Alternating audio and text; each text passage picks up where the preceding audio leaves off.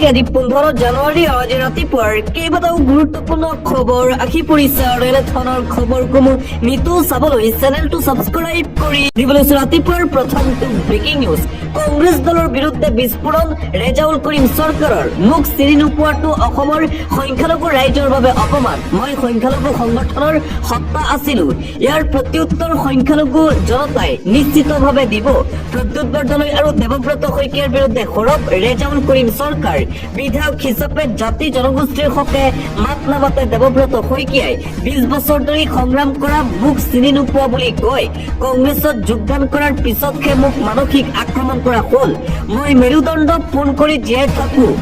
মই মেৰুদণ্ডহীন জাতিৰ পৰা অহা নাই বুলি মন্তব্য ৰেজাউল কৰিম চৰকাৰৰ দেৱব্ৰত শইকীয়াই কেৱল চিঠিহে লিখে মই কাৰো গোলামী নকৰো এইদৰে কংগ্ৰেছ দলৰ বিৰুদ্ধে সৰব হৈ পৰিছে ৰেজাউল কৰিম চৰকাৰ দেৱব্ৰত শইকীয়াৰ বিৰুদ্ধে আক্ৰমণাত্মক ৰূপত ৰেজাউল কৰিম সংখ্যালঘুৰ ভোটৰে নিৰ্বাচন জিকা প্ৰদ্যুৎ বৰদলৈ সংখ্যালঘুৰ বাবে মাত নামাতে মুখ চিনি নোপোৱাটো অসমৰ সংখ্যালঘু ৰাইজৰ বাবে চূড়ান্ত অপমান কংগ্ৰেছ দল ত্যাগ কৰি এইদৰে নগাঁৱৰ সাংসদ প্ৰদ্যুৎ বৰদলৈ আৰু বিৰোধী দলপতি দেৱব্ৰত শইকীয়াৰ বিৰুদ্ধে কেইবাটাও ডাঙৰ আৰু বিস্ফোৰক মন্তব্য কৰিছে কংগ্ৰেছ দল ত্যাগ কৰা ৰেজাউল কৰিম চৰকাৰে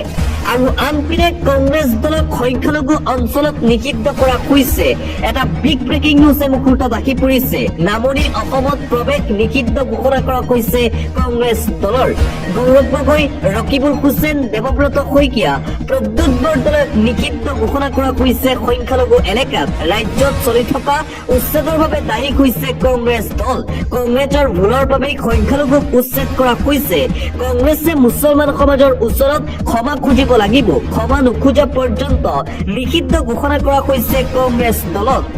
সংখ্যালঘু অঞ্চলত সোমালে কথা বিষম হ'ব এই সকিয়নি নামনি অসমৰ সংখ্যালঘু সংগ্ৰাম পৰিষদৰ নামনি অসমত সম্পূৰ্ণৰূপে নিষিদ্ধ ঘোষণা কৰা হৈছে কংগ্ৰেছ দলক ৰেজাউল কৰিম চৰকাৰক অপমান কৰা সহ্য কৰা নহ'ব সংখ্যালঘু ৰাইজ মনে মনে বহি নাথাকে ইয়াৰ সঠিক উত্তৰ দিয়া হ'ব কংগ্ৰেছ দলক এইদৰে সৰব হৈ পৰিছে এতিয়া সংখ্যালঘু সংগঠনসমূহ দেৱব্ৰত শইকীয়া গৌৰৱ গগৈৰ বিৰুদ্ধে সংখ্যালঘু সংগঠনৰ এই কঠোৰ সিদ্ধান্ত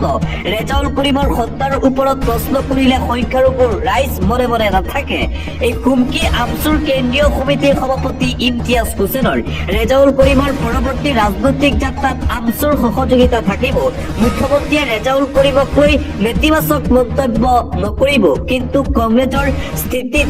অস্বাভাৱিক অবৈধ বাংলাদেশী সন্দৰ্ভত মুখ্যমন্ত্ৰীক তীব্ৰ সমালোচনা আমচুৰ সভাপতি ইমতিয়াজ হুছেইনৰ অনেক বিগ ব্ৰেকিং নিউজ কেতিয়া গ্ৰেপ্তাৰ হ'ব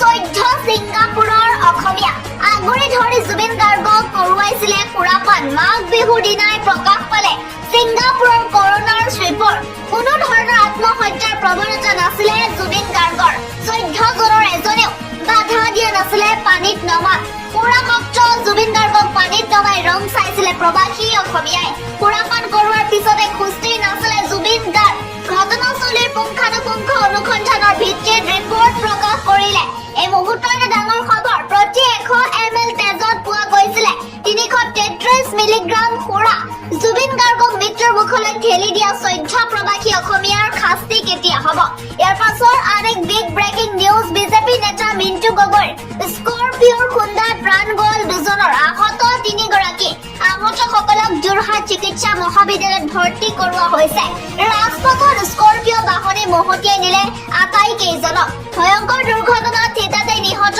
দুজন যুৱক তিয়কৰ হাওচৰা দিহিঙীয়া গাঁৱত ভয়ংকৰ দুৰ্ঘটনা নিহত যুৱক দুজন হৈছে অভিজিত ফুকন আৰু অমৃত গগৈ গুৰুতৰভাৱে আহত 3জন যুৱক ভোগালী বিহুৰ দিনাই ৰাজ্যত ভয়ংকৰ দুৰ্ঘটনা ইয়াৰ পাছৰ আন এক বিগ ব্ৰেকিং নিউজ ভয়ংকৰ ৰেল দুৰ্ঘটনা 22 জনৰো অধিক লোকৰ মৃত্যু চলন্ত ট্ৰেইনৰ ওপৰত পৰিলে নিৰ্মাণ কাৰ্যত ব্যৱহৃত ট্ৰেইন এই মুহূৰ্তৰ ডাঙৰ খবৰ 83জন যাত্ৰী আহত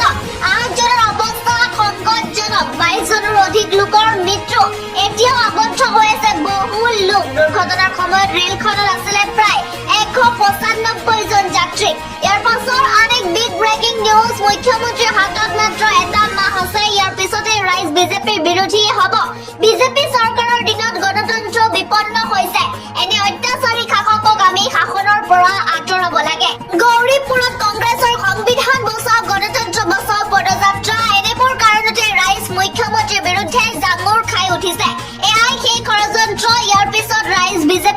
বিৰোধী হ'ব হিমন্ত বিশ্ব শৰ্মা মুখ্যমন্ত্ৰী হৈ থকালৈকে জুবিন গাৰ্গে ন্যায় নাপায় বিজেপিৰ সভালৈ নগলে আঁচনিৰ পৰা নাম কৰ্তনৰ ভাবুকি দিয়ে মুখ্যমন্ত্ৰী হিমন্ত বিশ্ব শৰ্মাৰ হাতত মাত্ৰ এটা মাহ আছে বিজেপি আৰু মুখ্যমন্ত্ৰীৰ বিৰুদ্ধে গৰ্জন সাংসদ ৰকিবুল হুছেইনৰ ইয়াৰ পাছৰ অনেক বিগ ব্ৰেকিং নিউজ দেশজুৰি ভোট চুৰিৰ অভিযোগৰ মাজতে অসমৰ ভোটাৰ তালিকাত ভয়ংকৰ ঘটনা বিৰোধীৰ ভোট চুৰিৰ অভিযোগৰ মাজতে অসমত ভয়ংকৰ ঘটনা এটা পৰিয়ালত 6 অচিনাক্ত ব্যক্তিৰ নাম অন্তৰ্ভুক্ত তালিকাত অচিনাক্ত ব্যক্তিৰ নাম দেখি বিবুদ্ধিত পৰিয়াল কেইটা আনটো পৰিয়ালত 3 অচিনাক্ত ব্যক্তিৰ নাম অন্তৰ্ভুক্ত তালিকাত হঠাৎ অচিনাক্ত ভোটাৰৰ নাম অন্তৰ্ভুক্ত ভোটাৰ তালিকাত গুৱাহাটী মহানগৰীতে এই চাঞ্চল্যকৰ ঘটনা কাজী নেকিব আহমেদ আব্দুল মুনিন চৌধুৰীৰ পৰিয়ালত এই ঘটনা অসমৰ ভোটাৰ তালিকাৰ ভয়ংকৰ তথ্য পোহৰলৈ